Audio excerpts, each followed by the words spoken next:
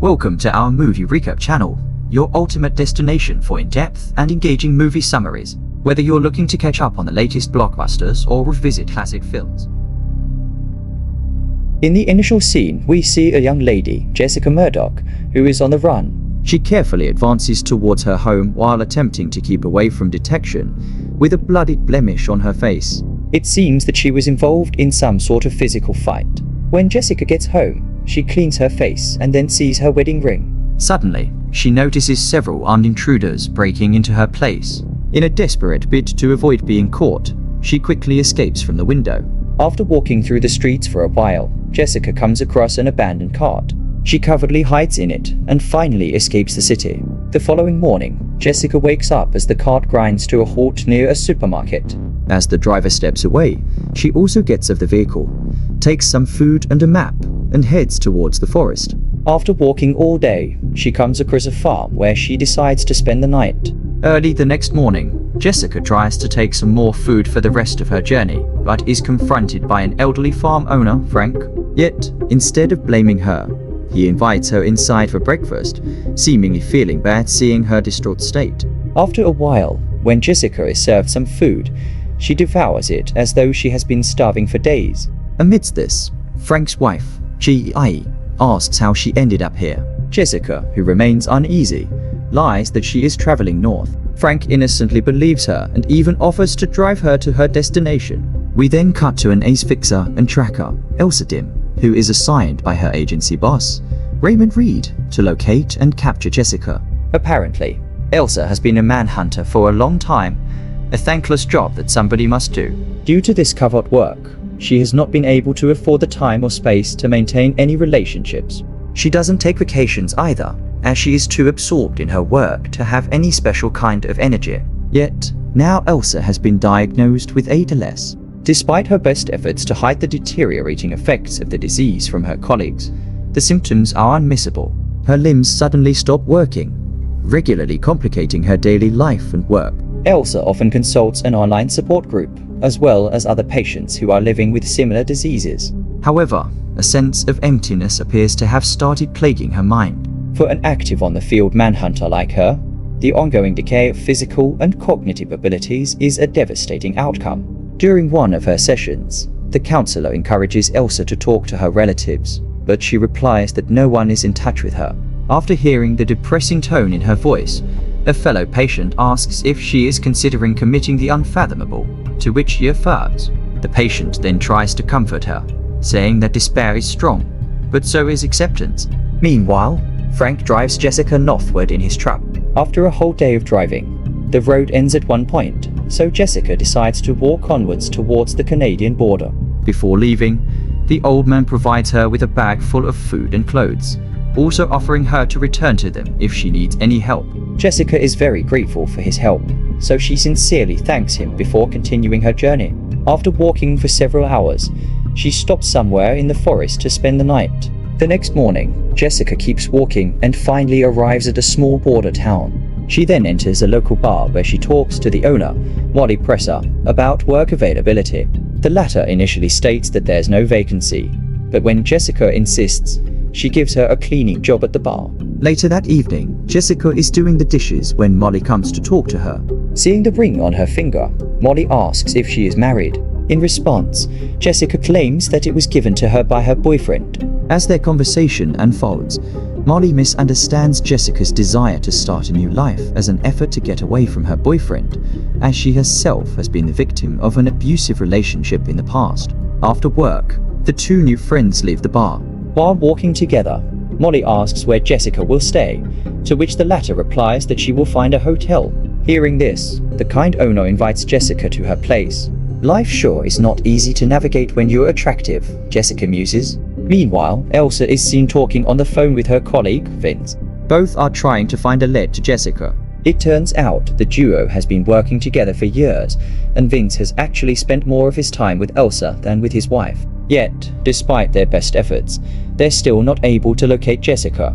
Elsa is subsequently called by Raymond, who pressures her to work faster. He declares that they can't allow Jessica to cross the border at any cost. The scene then flashes back to the past, depicting a night when Jessica and her boyfriend Ian were camping in the forest.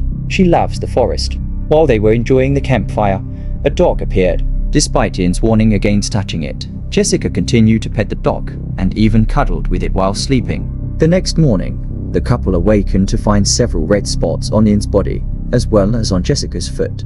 Here, it is revealed that the dog was carrying a type of Ebola virus. You must be kidding me, which got transferred to them. This is the motivation behind why the specialists are attempting to catch Jessica straight away before she incidentally sets off a flare-up. As the flashback proceeds, Ian's condition deteriorated rapidly, with red spots on his skin transforming into horrendous patches. Scared, Jessica called an ambulance, but instead of a hospital, they were taken to a remote research facility. There, Jessica was bound to a cell while Ian was taken to a lab space for experimentation. In a desperate bid to escape, Jessica concocted a plan. She broke the cell's light and waited for a guard. When he entered, she attacked him with a sharp glass shard and rushed to find Ian. Not long after, she found him in a near zombified state.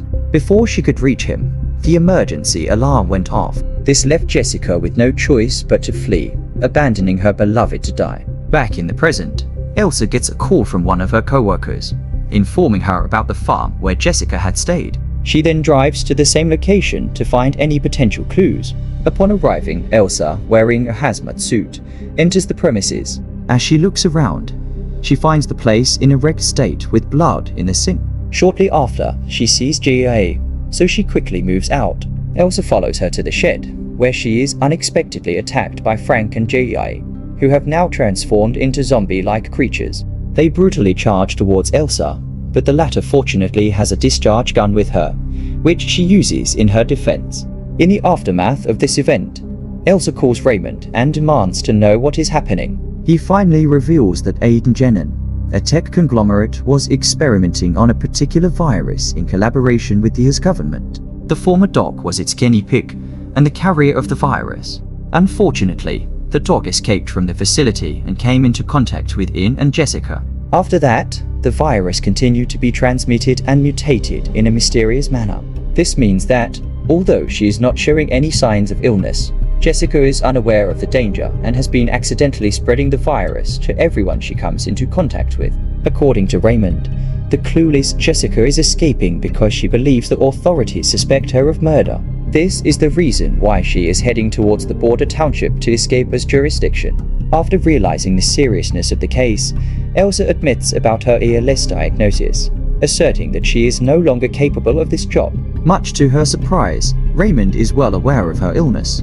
Moreover, he admits that he purposely chose her for this case as he believes that someone with a terminal illness has nothing more to lose. Regardless, he still instructs her to capture Jessica by any means necessary so they can prevent a potential outbreak in the future.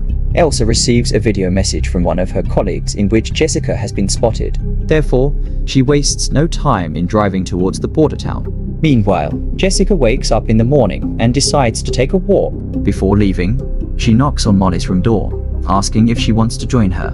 When she gets no response, she assumes Molly is still asleep and heads out alone. Unbeknownst to her, Jessica has inadvertently transferred the virus to Molly, and consequently, she is suffering inside the room.